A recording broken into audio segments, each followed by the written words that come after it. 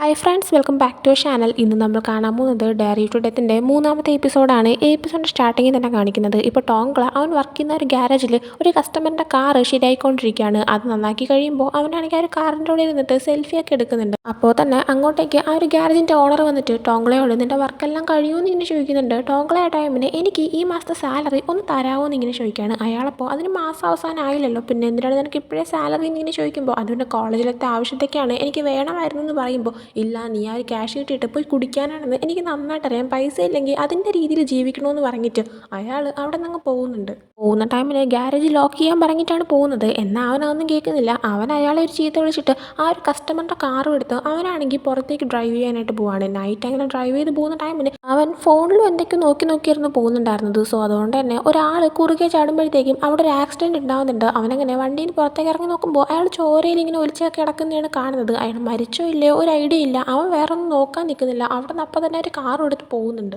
ഈ ആക്സിഡൻറ്റ് നടന്നതെല്ലാം തന്നെ CCTVയിൽ പതിഞ്ഞിട്ടുണ്ടായിരുന്നു. അതിൻ്റെ വിഷ്വൽസ് ഇപ്പോൾ അവൻ്റെ കയ്യിൽ കിട്ടിയിട്ടുണ്ട്. അവനാണെങ്കിൽ അവൻ്റെ ലാപ്ടോപ്പിൽ അതിങ്ങനെ നോക്കുന്ന ടൈമിൽ ടെൻഷൻ ആവുന്നുണ്ട്. മറ്റാരെങ്കിലും ഇറങ്ങി കഴിഞ്ഞാൽ പ്രശ്നമാവത്തില്ലേന്ന്. ടോങ്കളയ്ക്ക് വന്ന ട്രൂത്ത് ഓർ ഡേ ലെറ്ററിൻ്റെ അകത്ത് അവനുണ്ടായിരുന്ന ആ ഒരു വീഡിയോ അത് ഇതാണെന്ന് തോന്നുന്നു. എന്തായാലും പിന്നീട് കാണിക്കുന്നത് ടാറ് മരിച്ചതുമായിട്ട് ബന്ധപ്പെട്ട് അതിൻ്റെ ഫോറൻസിക് അന്വേഷണം കാര്യങ്ങളൊക്കെ നടക്കുന്നതാണ്. അപ്പോൾ കുറച്ച് സ്റ്റാഫുകൾ വന്നിട്ട് ഇതേപോലെ അവൻ്റെ ബാഗിൽ നിന്ന് കുറച്ച് ഡ്രഗ്സും സംഭവങ്ങളും കിട്ടിയിട്ടുണ്ടായിരുന്നു. അത് മാത്രമല്ല കെറ്റാമൈൻ്റെ അംശങ്ങളെല്ലാം തന്നെ അവൻ്റെ ബോഡിയിലൊക്കെ ഉണ്ടായിരുന്നു. എന്നാൽ ആ ഒരു ഡ്രഗൊന്നും തന്നെ അവൻ്റെ ബാഗിലൊന്നും ഉണ്ടായിരുന്നില്ല.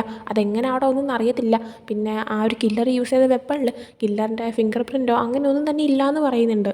അത് കേട്ടിട്ട് ജെയ്ഡ് പറയുന്നുണ്ട് ഇതാരോ പേഴ്സണൽ റിവെഞ്ച് എന്തോ എടുത്തതാണെന്ന്. അതിനുശേഷം പിന്നീട് വീണ്ടും ഈ ഒരു കേസിൻ്റെ കാര്യം തന്നെ ഡിസ്കസ് ചെയ്യുമ്പോഴത്തേക്കും ഇപ്പോൾ കാമിന് ഒരു ഡൗട്ട് വന്നിരിക്കുന്നത് എന്താണെന്ന് വെച്ച് കഴിഞ്ഞാൽ ഈ 8 ഫ്രണ്ട്സിൽ ഒരാളാണ് കില്ലർ എന്നുള്ളൊരു ചിന്തയാണ്. അവനതിന് ഒരു തെളിവും പറയുന്നുണ്ട്. അതായത് killer truth or dare game use ചെയ്തിട്ടാണ് ഓരോരുത്തരും കൊന്നുകൊണ്ടിരിക്കുന്നത്. ഇവരെ ഈ ഒരു ഫ്രണ്ട് ഗ്രൂപ്പിൽ ഇവരെല്ലാവരും തന്നെ കളിക്കാൻ ഇഷ്ടപ്പെടുന്നതും ഇവർ കളിക്കുന്നതായിട്ടുള്ളൊരു കളിയുമാണ് ട്രൂത്ത് ഓർ ഡെയർ. സോ അതേ കളി യൂസ് ചെയ്ത് തന്നെ ഇവരെ കൊല്ലുന്നുണ്ടെങ്കിൽ ഇവരെ നന്നായിട്ട് അറിയാമെന്നുള്ള ഒരാൾ തന്നെ ആയിരിക്കണം. അതുകൊണ്ടാണ് അവനിപ്പോൾ ഫ്രണ്ട്സിൽ ആരെങ്കിലും തന്നെ ആയിരിക്കണം ഈ ഒരു കില്ലർ എന്നുള്ള ചിന്തയിലേക്ക് എത്തിയിരിക്കുന്നത്. ഇത് മാത്രമല്ല കാമിൻ വീണ്ടും പറയുന്നുണ്ട് ഫായും ടോങ്കളയും മരിച്ചതോടെ ഇത് തീരുമെന്ന് എനിക്ക് തോന്നുന്നില്ല. ഇനി എല്ലാവരും മരിക്കാൻ ചാൻസ് ഉണ്ട്. അതുകൊണ്ട് തന്നെ ആ ഗ്രൂപ്പിൽപ്പെട്ട എല്ലാ പിള്ളേരെയും എങ്ങനെയും പ്രൊട്ടക്ട് ചെയ്യണം. കുറേ പോലീസുകാരെടുത്ത് അവരെ നിരീക്ഷിക്കാനായിട്ട് ആവശ്യപ്പെടുന്നുണ്ട്. ആ ടൈമിന് അക്കൂട്ടത്തിൽ ജെയ്ഡിൻ്റെ അനിയനെയും കൂട്ടണോ ജെയ്യിനെയും നോക്കണോ എന്നിങ്ങനെ മറ്റൊരു പോലീസ് ഓഫീസർ ചോദിക്കുമ്പോൾ ജെയ്ഡിന് തൻ്റെ അനിയനെ ഒരു ഗ്രൂപ്പിലുള്ള കാര്യം ഓർക്കുമ്പോൾ ചെറിയൊരു സങ്കടം വരുന്നുണ്ട്. അവനെന്തെങ്കിലും പറ്റിപ്പോകുമെന്ന് ഓർത്തിട്ട്. എന്നാലും ഓക്കെ നോക്കിക്കോളാനായിട്ട് പറയുന്നുണ്ട്. പക്ഷേ ക്യാമ്പിന് ആ ടൈമിന് വേണ്ട, അവനെ നമുക്ക് തന്നെ നോക്കാമെന്ന് പറയുമ്പോൾ ജെയ്ഡാണെങ്കിൽ അങ്ങനെ ചെയ്തു കഴിഞ്ഞാൽ എൻ്റെ അനിയന് മാത്രം സ്പെഷ്യൽ ട്രീറ്റ്മെൻറ്റ് കൊടുക്കുകയാണെന്ന് ബാക്കിയുള്ളവർക്ക് പറയാനായിട്ടൊരു അവസരം കിട്ടുമെന്ന് പറയുന്നുണ്ട് ക്യാമ്പിനപ്പോൾ. പക്ഷെ നമ്മൾ അങ്ങനെ ചെയ്താലേ അവൻ നമ്മളെ വിശ്വസിക്കത്തുള്ളൂ. ഒന്നാതെ ആ പിള്ളേരെല്ലാവരും പല കാര്യങ്ങൾ മറച്ചു വയ്ക്കുന്നുണ്ട്. എത്ര ചോദിച്ചാലും തുറന്ന് പറയുന്നില്ല. ജെയ് നമ്മളെ വിശ്വസിച്ചാലേ നമുക്ക് എന്തെങ്കിലുമൊക്കെ നേടിയെടുക്കാനും ഇൻഫർമേഷൻസ് മനസ്സിലാക്കാനും പറ്റുള്ളൂ എന്ന് പറയുന്നുണ്ട്. അങ്ങനെ ചെയ്താൽ ശരിയെന്ന് ഓക്കെ എന്നുള്ള രീതിയിൽ ഇരിക്കുന്നുണ്ട്. ആ ഒരു ടൈമിന് അവിടെ ഉണ്ടായിരുന്ന മറ്റ് പോലീസ് ഓഫീസിൻ്റെ അടുത്ത് ശരി പോയി നിങ്ങളുടെ വർക്ക് ചെയ്തോളാനായിട്ട് പറയുന്നുണ്ട്. എന്നിട്ട് ജെയ്ഡിൻ്റെ അടുത്ത് തൻ്റെ കൂടെ ഫോറൻസിക് ഡിപ്പാർട്ട്മെൻറ്റിൽ വരാനായിട്ട് കാമിൻ ആവശ്യപ്പെടുന്നുണ്ട്. എന്നാൽ പോകുന്നതിന് മുമ്പേ മറ്റൊരു കാര്യം ഉണ്ടെന്ന് പറഞ്ഞിട്ട് ജെയ്ഡ് ഒരു പേപ്പർ എടുത്ത് ഇവറ്റേ കൊടുക്കുന്നുണ്ട്. അത് നോക്കുമ്പോൾ ഒരു കോൺട്രാക്റ്റ് ആയിരുന്നു. അതായത് കാമിൻ കഴിഞ്ഞ ദിവസം പറഞ്ഞിട്ടുണ്ടായിരുന്നല്ലോ ജെയ്ഡിൻ്റെ വീട്ടിൽ താൻ താമസിക്കുന്നുണ്ടെങ്കിൽ ഒരു കോൺട്രാക്റ്റ് വേണമെന്ന്. അതായിരുന്നു ഇപ്പോൾ റെഡിയാക്കിയിട്ടുണ്ടായിരുന്നത്. അപ്പോൾ അത് കാണുമ്പോഴത്തേക്കും ഇത്ര പെട്ടെന്ന് നീ ഒരു കോൺട്രാക്റ്റ് റെഡിയാക്കിയോ എന്നിങ്ങനെ ചോദിക്കുമ്പോഴത്തേക്കും നീ എൻ്റെ വീട്ടിൽ താമസിക്കാനായിട്ട് ഒരു കോൺട്രാക്റ്റ് രാത്രി മൊത്തം റെഡിയാക്കുന്നതിൽ എനിക്ക് യാതൊരു പ്രശ്നമില്ല എന്ന് തിരിച്ച് ജെയ്ഡ് പറയുന്നുണ്ട്. ആ സമയം കാമിൻ ഇത്രയും ഒരു ആത്മാർത്ഥത നീ ജോലിയിൽ കാണിച്ചിരുന്നെങ്കിൽ പിന്നെ നല്ലതായിരുന്നു എന്ന് പറയുമ്പോൾ നീ എന്നോട് അങ്ങനെ ജോലി ചെയ്യാൻ പറഞ്ഞാൽ ചെയ്യാനായിട്ട് ഞാൻ തയ്യാറാണെന്ന് തിരിച്ച് ജെയ്ഡ് പറയുന്നുണ്ട്. എന്നിട്ട് ആ ഒരു ഡോക്യുമെൻറ്റിൽ സൈൻ ചെയ്യാനും ആവശ്യപ്പെടുന്നുണ്ട്. പക്ഷേ കാമിൻ സൈൻ ചെയ്യുന്നതിന് മുന്നേ തന്നെ നന്നായിട്ടൊന്നത് വായിക്കുന്നുണ്ട്. അതിൻ്റെ അത് കുറേ ഇൻസ്ട്രക്ഷൻ പോലത്തെ സംഭവം ഉണ്ടായിരുന്നു. അതിൽ 18ാമതായിട്ട് വരുന്ന ഒരു ഇൻസ്ട്രക്ഷൻ അതിൽ എഴുതിയിരിക്കുന്നത് വീട്ടിൽ വെച്ചിട്ട് വർക്കിൻ്റെ കാര്യം സംസാരിക്കാൻ പാടില്ല എന്നായിരുന്നു. അത് കേൾക്കുമ്പോഴത്തേക്കും എന്താ സംഭവം, എന്തുകൊണ്ട് വർക്കിൻ്റെ കാര്യം സംസാരിച്ചുകൂടെ, എനിക്കാണെങ്കിൽ വർക്ക് ചെയ്യണം, അതുകൊണ്ട് തന്നെ ഞാൻ നിൻ്റെ വീട്ടിൽ ഇങ്ങനെയാണെങ്കിൽ താമസിക്കത്തില്ല എന്ന് പറയുന്നുണ്ട്. ജെയ്ഡ് ആ ടൈമിന് അയ്യോ ഞാൻ അങ്ങനെയല്ല ഉദ്ദേശിച്ചത്, ഇത് വീട്ടിൽ പോയി കഴിഞ്ഞാൽ റെസ്റ്റ് എടുക്കാനുള്ളതല്ലേ, അതുകൊണ്ട് തന്നെ ആ സമയത്ത് സംസാരിക്കേണ്ടതേ ഞാൻ ഉദ്ദേശിച്ചുള്ളൂ, നീ വർക്ക് ചെയ്യുന്നതിൽ യാതൊരു പ്രശ്നമില്ലാന്ന് പറയുന്നുണ്ട്. പക്ഷേ കാമിൻ അപ്പോഴും ആ ഒരു ഡോക്യുമെൻ്റ് സൈൻ ചെയ്യുന്നില്ല. അത് തിരിച്ചെടുത്ത് വെക്കുകയാണ്. ജെയ്ഡ് അപ്പോൾ എന്ത് പറ്റിയെന്ന് നോക്കുമ്പോൾ ഇതിങ്ങനെ സമാധാനമായിട്ട് പിന്നെ വായിച്ചിട്ട് സൈൻ ചെയ്തോളാം, എനിക്കിത് മൊത്തം ക്ലിയർ ആയിട്ട് വായിക്കാനുണ്ടെന്ന് പറയുന്നുണ്ട്. ജെയ്ഡ് അപ്പോൾ അതിൻ്റെ ആവശ്യമൊന്നുമില്ല, ഒന്ന് സൈൻ ചെയ്യാനായിട്ട് പറയുമ്പോൾ കുഴപ്പമില്ല, ഇപ്പോൾ വർക്കിൻ്റെ ടൈമല്ലേ, നമുക്കിപ്പോൾ വർക്കിൻ്റെ കാര്യം നോക്കാമെന്നും പറഞ്ഞ് അവനെയും കൊണ്ട് നേരെ ഫോറൻസിക് ഡിപ്പാർട്ട്മെൻറ്റിൽ പോകുന്നുണ്ട്. ചെല്ലുമ്പോൾ തന്നെ അവർ ഈ ഒരു കേസ് നോക്കുന്ന ഫോറൻസിക് ഡിപ്പാർട്ട്മെൻറ്റിലെ ഡോക്ടറായിട്ടുള്ള ടാങ്കുൻ അവിടെ നിൽക്കുന്നത്. ടാങ്കിന് ഓൾറെഡി ജെയ്ഡിനെ അറിയാം എന്ന ക്യാമിൻ്റെ ഫസ്റ്റ് ടൈമാണ് കാണുന്നത്. സോ ക്യാമിനെ ഒന്ന് പരിചയപ്പെടുന്നുണ്ട്. അത് മാത്രമല്ല ജെയ്ഡിൻ്റെ അടുത്ത് അവനാണെങ്കിൽ നീ ഭയങ്കര ലേറ്റ് ആയിട്ടാണല്ലോ വരുന്നതെന്നൊക്കെ ചോദിക്കുമ്പോൾ ജെയ്ഡാണെങ്കിൽ ഞാൻ മുമ്പ് ലേറ്റ് ആകുമ്പോൾ നീ എന്നെ എപ്പോഴും വഴക്കുറയും എന്നാൽ ക്യാമിന് ഇപ്പോൾ ലേറ്റ് ആയപ്പോൾ നീ അവനൊന്നും പറയുന്നില്ലല്ലോ എന്നൊക്കെ ഇങ്ങനെ ചോദിക്കുന്നുണ്ട്. അതിനുശേഷം ഇവർ നേരെ കാറിൻ്റെ ബോഡി ഇരിക്കുന്ന സ്ഥലത്തേക്ക് ചെല്ലുന്നുണ്ട്. അതിൽ അവൻ്റെ ബോഡിയൊക്കെ പരിശോധിച്ചിട്ട് കുറേ കാര്യങ്ങൾ ഇപ്പോൾ കണ്ടുപിടിച്ചിട്ടുണ്ടായിരുന്നു. അതെല്ലാം തന്നെ ജെയ്ഡിനും ക്യാമിനും ടാങ്കുൻ പറഞ്ഞു കൊടുക്കുന്നുണ്ട്. ടാങ്കുൻ പറയുന്നുണ്ട് ടോങ്ക്ലയുടെ ബോഡിയിൽ 4 വശത്തായിട്ട് ഇരുമ്പ് കമ്പി ഉപയോഗിച്ച് കുത്തി കയറ്റിയിട്ടുണ്ട്. എന്നാൽ അത് കാരണമെല്ലാം മരിച്ചത് ഒരുപാട് ബ്ലഡ് ലോസ് ആയതുകൊണ്ടാണ്. പിന്നെ വയറ്റിലായിട്ട് ഒരുപാട് ലിക്വിഡിൻ്റെ എമൗണ്ട് കണ്ടുപിടിച്ചിട്ടുണ്ട്. അതിൽ പക്ഷേ കൂടുതലും ഫുഡും ആൽക്കഹോളും ആണ്. പിന്നെ മെയിനായിട്ടൊരു കാര്യം അത് പിന്നെ അവൻ ഡ്രഗ്സ് യൂസ് ചെയ്തിട്ടുണ്ടെങ്കിലും കെറ്റാമിൻ എന്ന് പറഞ്ഞൊരു ഡ്രഗിൻ്റെ പ്രസൻസ് ഉണ്ടായിരുന്നു. അത് മിക്കവാറും ആ ഒരു കില്ലർ ഇവൻ്റെ ബോഡി ഒന്ന് തളർത്താനായിട്ടും ഹാലൂസിനേഷൻ ക്രിയേറ്റ് ചെയ്യാനായിട്ടും ചെയ്തതായിരിക്കും എന്ന് പറയുന്നുണ്ട്. ആ ടൈമിൽ ക്യാമിനാണെങ്കിൽ കൊല്ലാനാണെങ്കിൽ അങ്ങനെയൊക്കെ ചെയ്യേണ്ട ആവശ്യമുണ്ടോ എന്ന് ഇങ്ങനെ ചോദിക്കുന്നുണ്ട്. ടാങ്കുൻ അപ്പോൾ പറയുന്നുണ്ട് ഒരു പക്ഷേ ഹാലൂസിനേഷൻ കൊണ്ടുവരുമ്പോൾ അവൻ്റെ ബോഡിയുടെ കൺട്രോൾ ലോസ് ആവും. സോ ഈസി ആയിട്ട് കൊല്ലാൻ വേണ്ടിയിട്ട് ചെയ്തതായിരിക്കാം. പിന്നെ ബാക്കിയുള്ള ഡീറ്റെയിൽസ് എല്ലാം തന്നെ റിപ്പോർട്ടാക്കി ഇങ്ങനെ അയച്ചേക്കാമെന്ന് പറയുന്നുണ്ട്. അതിന് വേണ്ടിയിട്ട് ലൈൻ കോൺടാക്റ്റ് ഒന്ന് തരാമോ എന്നും ക്യാമിനോട് ആവശ്യപ്പെടുന്നുണ്ട്. എന്നാൽ ക്യാമിൻ താനതങ്ങനെ യൂസ് ചെയ്യാറില്ലെന്നും തൻ്റെ ഇമെയിൽ തരാമെന്നും പറഞ്ഞിട്ട് അത് കൊടുക്കുന്നുണ്ട്.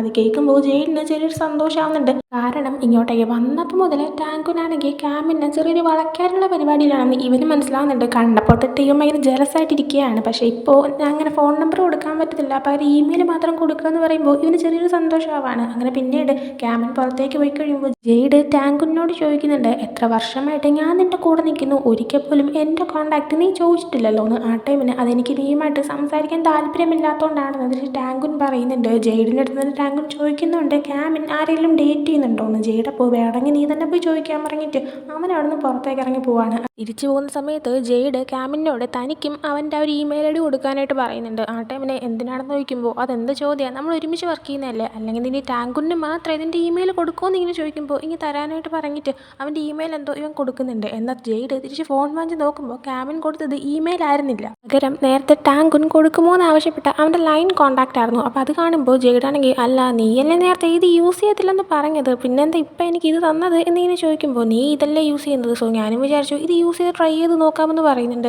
ഇതൊക്കെ കാണുമ്പോഴത്തേക്കും ജെയ്ഡിനാണെങ്കിൽ കൂടുതൽ സന്തോഷം കൊടുക്കുന്നുണ്ട്. കാരണം ക്യാമിനെങ്ങാനും തൻ്റെ അടുത്തല്ല ഇഷ്ടം തോന്നിയാലോ ഇമാതിരി ഫീലൊക്കെ ചെക്കൻ്റെ മനസ്സിൽ കൂടെ എന്തായാലും പോകുന്നുണ്ട്. പക്ഷേ ആ സമയം കമാൻഡർ അവൻ്റെ ഫോണിലേക്കൊന്ന് കോൾ ചെയ്യുന്നുണ്ട്. ആ കോൾ വരുന്ന കാര്യം ജെയ്ഡാണെങ്കിൽ ക്യാമിനെ കാണിക്കുകയാണ്. പിന്നീട് ഇവർ കമാൻഡറിനെ മീറ്റ് ചെയ്യാനായിട്ട് പോകുന്നുണ്ട്. അവിടെ ടാറും ഫായും മരിച്ചതിൻ്റെ ആ ഒരു കേസിൻ്റെ ന്യൂസ് എല്ലാം തന്നെ ടി വിയിൽ ഇങ്ങനെ പൊക്കോണ്ടിരിക്കുകയാണ്. അതെല്ലാം തന്നെ ഇവരെ കാണിച്ചിട്ട് നിങ്ങളോട് ഞാൻ പെട്ടെന്ന് കില്ലറിനെ ക്യാച്ച് ചെയ്യാൻ പറഞ്ഞപ്പോൾ ഞാൻ തമാശ പറഞ്ഞതാണോ നിങ്ങൾ വിചാരിച്ചത്, ഇപ്പം തന്നെ ഈ ഒരു കേസ് MP-യുടെ അടുത്ത് വരെ എത്തിക്കഴിഞ്ഞു, നിങ്ങളെ കൊണ്ട് ഒന്നും കണ്ടുപിടിക്കാനായിട്ട് പറ്റിയില്ലെങ്കിൽ ഞാൻ ഈ കേസ് പുതിയ ആളെ കയ്യിൽ ഏൽപ്പിക്കും, പിന്നെ നീ പുതിയതായിട്ട് വന്ന പയ്യനായതുകൊണ്ട് മാത്രം ഞാൻ എന്നെ ഒന്നും ചെയ്യത്തില്ല എന്ന് നീ വിചാരിക്കരുതെന്ന് പറയുന്നുണ്ട്. എന്നിട്ട് അവനോട് പ്രത്യേകം എടുത്ത് പറയുന്നുണ്ട് MP-യുടെ മകനായിട്ടുള്ള ചാമ്പിൻ്റെ അടുത്ത് ഇതിൻ്റെ കാര്യം പറഞ്ഞ് പോരുതെന്ന് ഞാൻ മുന്നേ പറഞ്ഞതാണ്, പക്ഷേ എന്നിട്ടും നിങ്ങൾ കണ്ടിട്ടും ചാമ്പിനെ ചോദ്യം ചെയ്യാനായിട്ട് കോളേജിലോട്ട് പോയി, അത് ഞാൻ അറിഞ്ഞില്ല എന്നൊന്നും വിചാരിക്കേണ്ട, MP-യുടെ മകനെ യാതൊരു ആവശ്യമില്ലാതെ ഇതിൻ്റെ അകത്ത് ഇൻവോൾവ് ചെയ്യിപ്പിക്കരുതെന്ന് പറയുന്നുണ്ട്. എന്നാൽ ക്യാമിനാണെങ്കിൽ അവൻ യാതൊരു തെറ്റും ചെയ്തിട്ടില്ലെങ്കിൽ പിന്നെ എന്തിനു പേടിക്കണമെന്ന് ഇങ്ങനെ ചോദിക്കുമ്പോഴത്തേക്കും അയാൾ ദേഷ്യപ്പെട്ടുകൊണ്ട് ഞാൻ എന്ത് കമാൻഡ് ചെയ്യുന്നോ അത് ചെയ്യാനാണ് നീ ഇവിടെ ഇരിക്കുന്നത്, അതിനപ്പുറം കടന്ന് നീ വേറൊന്നും ചെയ്യാനായിട്ട് പോകണ്ടെന്ന് പറയുന്നുണ്ട്. അത് കേൾക്കുമ്പോൾ ക്യാമിനും നല്ല ദേഷ്യം വരുന്നുണ്ട്. അയാൾ വീണ്ടും ക്യാമിനോട് പറയുന്നുണ്ട് ഒരാഴ്ച ടൈം തരാം, ഈ ഒരു കേസിൽ വേറെ പ്രോഗ്രസ് ഒന്നും കാണില്ലെങ്കിൽ ഈ കേസ് ഞാൻ വേറെ ആളെ ഏൽപ്പിക്കുമെന്ന്. എന്നാൽ ക്യാമിൻ ഈ കേസ് ഞാൻ തന്നെ ക്ലോസ് ചെയ്തിരിക്കുമെന്ന് നല്ല വാശിയോടെ പറയുന്നുണ്ട്. അവന് നല്ല ദേഷ്യം നിൽക്കാമെന്ന് മനസ്സിലാക്കിയിട്ട് അവനൊന്ന് കാം ഡൗൺ ആക്കാനായിട്ട് ജെയ്ഡ് അവൻ്റെ കൈ പിടിക്കുന്നുണ്ട്. തിരിച്ച് ജെയ്ഡും ക്യാമിനും അവർ സ്റ്റേഷനിലേക്ക് എത്തുന്നുണ്ട്. അവിടെ അവർ ക്യാമിൻ്റെ റൂമിലേക്ക് നിൽക്കുന്ന ടൈമിൽ ക്യാമിൻ പറയുന്നുണ്ട് നീയാണെങ്കിൽ ഞാനും കമാൻഡർ തമ്മിലുള്ള പ്രശ്നത്തിൽ നിനക്ക് വലിയ ബുദ്ധിമുട്ടുണ്ടാവുമെന്ന് വിചാരിക്കുകയും വേണം, നിനക്ക് യാതൊരു പ്രശ്നം ഉണ്ടാകത്തില്ല എന്ന് പറയുന്നുണ്ട് ജെയ്ഡ്. അപ്പോൾ എനിക്ക് അതിനെക്കുറിച്ചൊന്നും ഒരു ടെൻഷനില്ല, പക്ഷേ എനിക്കാണെങ്കിൽ നിന്നെ ശരിക്കും അഡ്മയർ ചെയ്യണമെന്ന് തോന്നുന്നുണ്ട്. കാരണം അയാൾ ഇത്രയൊക്കെ പറഞ്ഞിട്ടും നീ ആ കേസ് സോൾവ് ചെയ്യുന്ന രീതിയിൽ തന്നെ നീ ഉറച്ച വിശ്വാസത്തിൽ നിന്നില്ലേന്ന് ഇങ്ങനെ പറയുന്നുണ്ട്. അതിനുശേഷം അവർ രണ്ടുപേരും ഇനി എന്താണ് കണ്ടുപിടിക്കേണ്ടത്, എന്തൊക്കെയാണ് ഫൈൻഡിങ്സ് ഉള്ള രീതിയെല്ലാം തന്നെ അവർ എഴുതി ഇങ്ങനെ നോട്ടീസ് ബോർഡിലായിട്ട് ഒട്ടിച്ചു വയ്ക്കുന്നുണ്ട്. അതുമാത്രമല്ല തനിക്ക് ഏറ്റവും കൂടുതൽ മനസ്സിലാക്കണമെന്നുള്ളത് ആ ഒരു കില്ലറിൻ്റെ മോട്ടീവ് എന്തായിരിക്കുമെന്നുള്ളതാണെന്ന് ക്യാമിൻ പറയുന്നുണ്ട്. പിന്നെ അതുമാത്രമല്ല ഫസ്റ്റ് മരിച്ചത് ഫായിയാണ്, രണ്ടാമത് മരിച്ചത് ഫായിനെ റേപ്പ് ചെയ്തിട്ടുള്ള ടാറാണ്. സോ ഈ കേസെല്ലാം തന്നെ എന്തെങ്കിലും ഫായുടെ അടുത്തേക്ക് തന്നെ വന്ന് നിൽക്കുന്നുണ്ട്, എന്തൊക്കെയോ കാര്യങ്ങളുണ്ടല്ലോ എന്നിങ്ങനെ പറയുന്നുണ്ട്. അതിനുശേഷം ഇവരുടെ നേരെ ചാമ്പിനെ വീണ്ടും ചോദ്യം ചെയ്യാനായിട്ട് അവൻ്റെ വീട്ടിലേക്ക് പോവാണ്. അവിടെ വെച്ച് ചാമ്പിനോട് അവർ ടാറിനെക്കുറിച്ച് നിനക്ക് എന്തൊക്കെ അറിയാമെന്ന് ചോദിക്കുന്നുണ്ട്. എന്നാൽ അവൻ എനിക്ക് ടാറിനെക്കുറിച്ചൊന്നും അറിയത്തില്ല, നിങ്ങളോട് ഞാൻ നേരത്തെ പറഞ്ഞല്ലേ എന്ന് ഇങ്ങനെ ചോദിക്കുന്നുണ്ട്. ആ സമയം എങ്കിൽ പിന്നെ നിൻ്റെ ഗേൾ ഫ്രണ്ട് ഫായിനെ പറ്റി നമുക്ക് സംസാരിക്കാമെന്ന് പറയുമ്പോൾ അവളെക്കുറിച്ച് ഇനി എന്താണ് ചോദിക്കാനുള്ളതെന്ന് അവൻ അവരോട് ചോദിക്കുന്നുണ്ട്. ആ സമയം ക്യാമിൻ അവൾ ഇടയ്ക്കിടയ്ക്ക് നിൻ്റെ വീട്ടിലൊന്ന് താമസിക്കാറുണ്ടല്ലേ എന്ന് ചോദിക്കുമ്പോൾ ആ ഇടയ്ക്ക് ഞാൻ അവളുടെ വീട്ടിലും ചിലപ്പോൾ അവൾ എൻ്റെ വീട്ടിലും വന്ന് താമസിക്കാറുണ്ട്, പക്ഷേ ഇപ്പോൾ അവൾ മരിച്ചതിന് ശേഷം അവളുടെ സാധനങ്ങളെല്ലാം തന്നെ തിരിച്ച് അവളുടെ പാരൻസിൻ്റെ കയ്യിൽ ഇങ്ങനെ ഏൽപ്പിക്കുകയും ചെയ്തു എന്ന് അവൻ പറയുന്നുണ്ട്. ആ സമയം ക്യാമിൻ അവിടെ സൈഡിലുള്ള ചെയറിൽ ഒരു ജാക്കറ്റ് കിടക്കുന്ന കാണുന്നുണ്ട്. കഴിഞ്ഞ ദിവസം കോളേജിൽ ചെറിനെയും ചാമ്പിനെയും ചോദ്യം ചെയ്യാനായിട്ട് ഇവർ പോയപ്പോൾ ചെറിന് ഇട്ടിരുന്ന ജാക്കറ്റായിരുന്നു അത് കാണുമ്പോൾ തന്നെ അവന് മനസ്സിലാക്കാനും പറ്റുന്നുണ്ട്. എന്നാൽ അതിനെക്കുറിച്ച് കൂടുതൽ ചോദിക്കാനൊന്നും നിൽക്കുന്നില്ല. വീണ്ടും ഈ ഫായിനെ പറ്റിയൊക്കെ തന്നെ അവൻ ഇങ്ങനെ ചോദിക്കുന്നുണ്ട്. ആ ടൈമിൽ ചാമ്പാണെങ്കിൽ നിങ്ങളിനി എന്തെങ്കിലും ഉണ്ടെങ്കിൽ എൻ്റെ ലോയറിനോട് സംസാരിച്ചാൽ മതി എന്ന് പറഞ്ഞിട്ട് നിൽക്കുമ്പോഴത്തേക്കും ഞാൻ എന്ത് ചോദിക്കുന്നോ അതിന് മറുപടി പറയാണ് നീ വേണ്ടത്, അല്ലാതെ എൻ്റെ ലോയറിനോടല്ല എനിക്ക് സംസാരിക്കേണ്ടതെന്നൊക്കെ അവൻ പറയുന്നുണ്ട്. ചാമ്പപ്പോൾ അതിനി എനിക്ക് തന്നോട് സംസാരിക്കാനായിട്ട് ഒന്നുമില്ല എന്ന് പറയുമ്പോൾ ഇതുപോലെ എപ്പോഴും കേസിൽ നിന്നൊക്കെ ഒഴുകി മാറുന്നവന്മാർ തന്നെയാണ് കേസിൽ എപ്പോഴും പ്രതിയാവാറുള്ളതെന്ന് പറയുന്നുണ്ട്. ആ ടൈമിൽ ചാമ്പ് അതിന് എനിക്ക് ഈ കേസിൽ യാതൊരു കണക്ഷനും ഇല്ലയെന്ന് പറയുന്നുണ്ട്.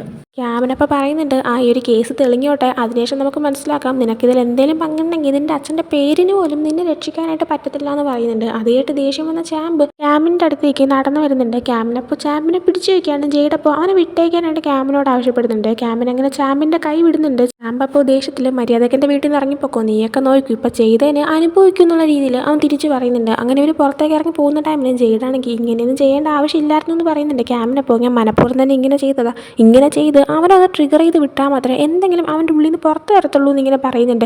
ജെയ്ഡപ്പോൾ എന്നാലും നീ സൂക്ഷിക്കണം, നിനക്കിത് പ്രശ്നമാവാൻ ചാൻസ് ഉണ്ട്, എനിക്ക് നിന്നെക്കുറിച്ചൊരു ടെൻഷൻ ഉണ്ടെന്ന് പറയുമ്പോൾ ക്യാമിൻ നീ എന്തിനാ എന്നെക്കുറിച്ചൊക്കെ ഇങ്ങനെ ടെൻഷനാവുന്നത്, അതൊന്നും വേണ്ടെന്ന് പറയുമ്പോഴത്തേക്ക് ഞാൻ സീരിയസ് ആയിട്ട് പറഞ്ഞതാ, നിനക്ക് എന്തെങ്കിലും പറ്റിപ്പോയി കഴിഞ്ഞാൽ ഞാൻ എങ്ങനെ ജീവിക്കുമെന്ന് അവൻ പറയുന്നുണ്ട്. ക്യാമറ കേട്ടിട്ട് ഓക്കെ ഞാനാണെങ്കിൽ സ്വയം ശ്രദ്ധിച്ചോളാം എന്തെങ്കിലും തിരിച്ച് മറുപടി പറയുന്നുണ്ട്. അതിനുശേഷം നമുക്ക് ഭായിയുടെ വീട് സെർച്ച് ചെയ്യാനായിട്ടൊരു വാറൻറ്റ് വാങ്ങിച്ചിട്ട് അവിടെയും കൂടെ ഒന്ന് അന്വേഷിക്കണമെന്ന് പറഞ്ഞുകൊണ്ട് അവരവിടെ നിന്ന് പോകുന്നുണ്ട്. അടുത്ത് കാണിക്കുന്നത് ടോങ്ക്ലേനാണ്. ടോങ്ക്ലെ ഇപ്പോൾ അവൻ്റെ ഗാരേജിലെ വർക്ക് കഴിഞ്ഞിട്ട് നിൽക്കുന്ന സമയം അവന് കിട്ടിയ ആ ഒരു ട്രൂത്ത് ഓർ ഡെയറിൻ്റെ ലെറ്റർ അവനൊന്ന് എടുത്ത് നോക്കുന്നുണ്ട്. അതിനുശേഷം അവനാണെങ്കിൽ ചെറിനെ കോൾ ചെയ്യുകയാണ്. അവളെ വിളിച്ചിട്ട് അവൻ പറയുന്നുണ്ട് ഇന്നലെ മീറ്റ് ചെയ്യാമെന്ന് പറഞ്ഞതല്ലേ, പിന്നെ എന്തുകൊണ്ടാണ് വരാത്തതെന്ന്. അവളപ്പോൾ ഫുള്ള് പോലീസായിരുന്നു, ഞാൻ എങ്ങനെ വരാനാ, നിനക്ക് എന്തെങ്കിലും പറയാനുണ്ടെങ്കിൽ നീ ഫോണിൽ കൂടെ പറയും, ഇപ്പം തന്നെ രണ്ടുപേരും മരിച്ചു കഴിഞ്ഞു, നിനക്ക് പേടിയില്ലേന്ന് ഇങ്ങനെ ചോദിക്കുന്നുണ്ട്. ആ ടൈമിന് നീയാണെങ്കിൽ അന്ന് ഫായ് മരിക്കുന്നതിൻ്റെ രാത്രി അവൾക്ക് എന്തോ ഡ്രഗ്സ് കൊടുക്കുന്ന കണ്ടായിരുന്നു, അതെന്താ സംഭവം എന്ന് എന്നോട് പറയാനായിട്ട് ആവശ്യപ്പെടുന്നുണ്ട്. അവളപ്പോൾ അതങ്ങനെ പ്രത്യേകിച്ചൊന്നുമില്ല, അത് പിന്നെ ഫായ് എന്നോട് പറഞ്ഞു നമുക്കെല്ലാവരും ഒന്ന് പ്രാങ്ക് ചെയ്യാമെന്ന്, അതിൻ്റെ പേര് ഞാൻ കൊടുത്തൊരു സംഭവമായിരുന്നു, പക്ഷേ ഞാനല്ല അവളെ കൊന്നത്, അവൾ മരിക്കുമെന്ന് ഞാൻ വിചാരിച്ചില്ല എന്ന് പറയുന്നുണ്ട്.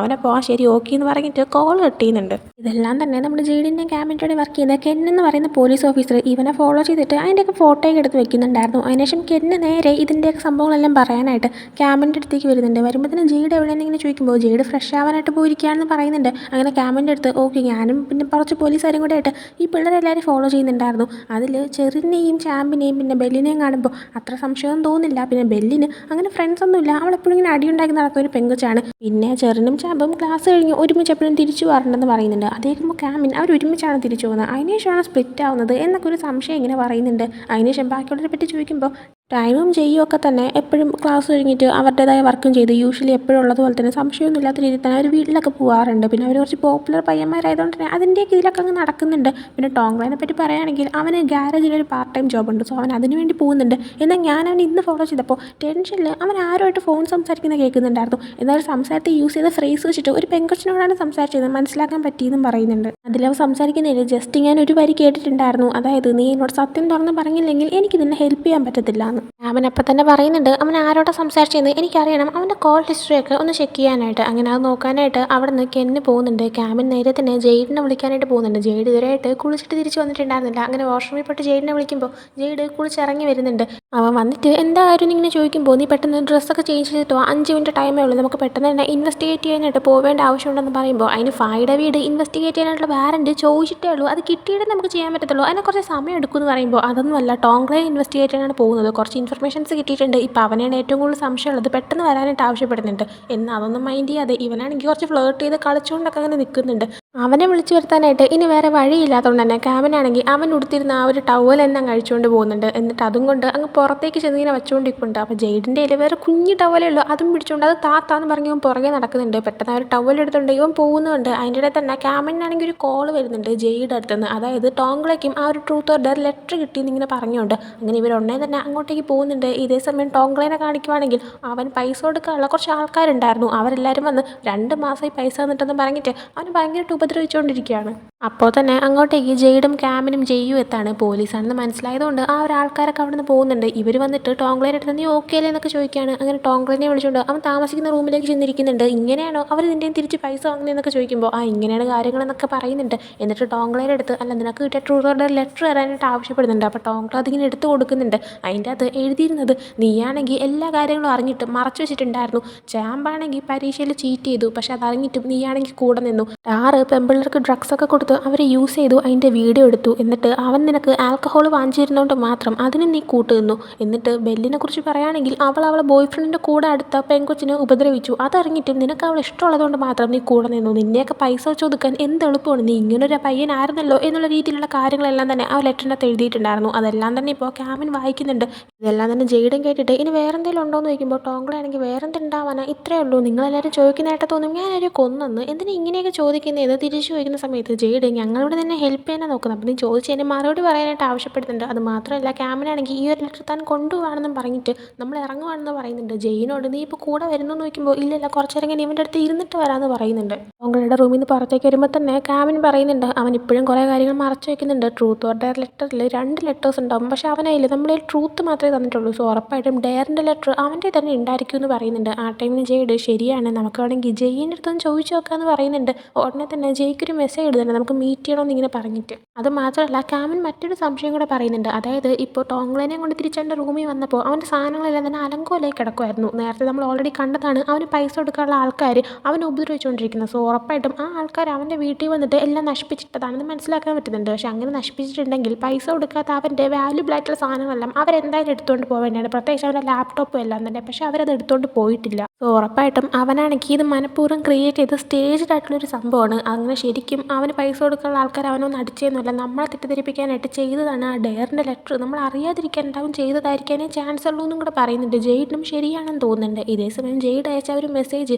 ജെയ് കാണുന്നുണ്ട്. ജെയ് പക്ഷേ ടോങ്ക്ലയുടെ അടുത്തൊന്നും പറയുന്നില്ല. ടോങ്ക്ലയുടെ അടുത്ത് കൂളായിട്ട് സംസാരിച്ചുകൊണ്ടിരിക്കുകയാണ്. ടോങ്ക്ല ഇപ്പോൾ ഞാനൊരു കാര്യം പറഞ്ഞാൽ നീ ആരോടും പറയത്തില്ലല്ലോ, നമ്മൾ മരിച്ചു പോകുന്ന രീതിയിലൊക്കെ പേടിച്ച് എന്തോ തുറന്ന് പറയാനേ വരുന്നുണ്ട്. പക്ഷെ അത് നമ്മളെ കാണിക്കുന്നില്ല. പിന്നെ സീൻ കട്ടായി കാണിക്കുന്നത് ജെയ്യും ജെയ്ഡും ക്യാമ്പിനും കൂടെ ആയിട്ട് ഒരുമിച്ച് ഒരിടത്ത് വന്നിരുന്ന് ഫുഡ് കഴിക്കുന്നതാണ്. അവിടെ വെച്ച് ജെയ്ഡ് എടുത്ത് വെജിറ്റബിൾസ് ഒക്കെ കഴിക്കുന്നു പറഞ്ഞിട്ട് ജെയ്ഡ് കുറേ വെജിറ്റബിൾസ് എടുത്ത് കൊടുക്കുന്നുണ്ട്. എന്നാൽ ജെയ് ആണെങ്കിൽ എനിക്ക് വേണ്ടാന്ന് പറഞ്ഞിട്ട് തിരിച്ചെടുത്ത് വയ്ക്കുന്നുണ്ട്. അങ്ങനെ അവിടെ വെച്ച് തന്നെ അതും പറഞ്ഞ് തർക്കമാവാണ്. ക്യാമിനപ്പോൾ രണ്ടുപേർക്കും ഒരിക്കലും സമാധാനമായിട്ട് ഇരിക്കാൻ പറ്റൂലേ എന്നിങ്ങനെ ചോദിക്കുമ്പോൾ ഇവനാണ് പ്രശ്നം ഉണ്ടാക്കാൻ വരുന്നത്, ഞാനല്ല എന്ന് തിരിച്ച് ജെയ് പറയുന്നുണ്ട്. അപ്പോൾ തന്നെ ക്യാമിനാണെങ്കിൽ ജെയ്ഡിൻ്റെ അടുത്ത് അവനോട് ചോദിക്കുക എന്നുള്ള രീതിയിൽ ഒരു ആക്ഷൻ കാണിക്കുന്നുണ്ട്. ആ സമയം ചെയ്യുകയാണെങ്കിൽ എന്ത് പറ്റിയതിനും ചോദിക്കാനുണ്ടോ എന്ന് അവരോട് തിരിച്ച് ചോദിക്കുന്ന സമയം ഈ ഒരു ടോങ്ക്ലേയുടെ കാര്യം ചോദിക്കാനായിട്ട് വരുന്നുണ്ട്. ക്യാമിൻ തന്നെ അങ്ങ് ചോദിക്കുന്നുണ്ട്, അതായത് ടോങ്ക്ലേർക്ക് വേറെ എന്തെങ്കിലും ലെറ്ററോ അങ്ങനെ എന്തെങ്കിലും കിട്ടിയിട്ടുണ്ടായിരുന്നോ, അവൻ എന്തെങ്കിലും മറച്ചു വെക്കണോ, നിനക്ക് അതിനെക്കുറിച്ച് അറിയാമോ എന്ന്. ആ സമയം ശരിക്കും അങ്ങനെ മറച്ചു വെച്ചിട്ടുണ്ടായിരുന്നു. അങ്ങനെ ഒരു കാര്യമാണെങ്കിൽ ടോങ്ക്ലേയോട് ഷെയർ ചെയ്യാൻ ചെയ്തിട്ടുണ്ടായിരുന്നു. തനിക്കൊരു പെൻ ഡ്രൈവ് കിട്ടിയെന്ന് പറഞ്ഞിട്ട് ആ പെൻ ഡ്രൈവിൻ്റെ അകത്ത് എന്തുണ്ടായിരുന്നു എന്നാണ് നമ്മൾ എപ്പിസോഡിൻ്റെ സ്റ്റാർട്ടിങ് കണ്ടത്. അതായത് അവനൊരാൾ ഇടിച്ചിട്ട് കൊല്ലുന്നതിൻ്റെ ആ ഒരു CCTV വീഡിയോ.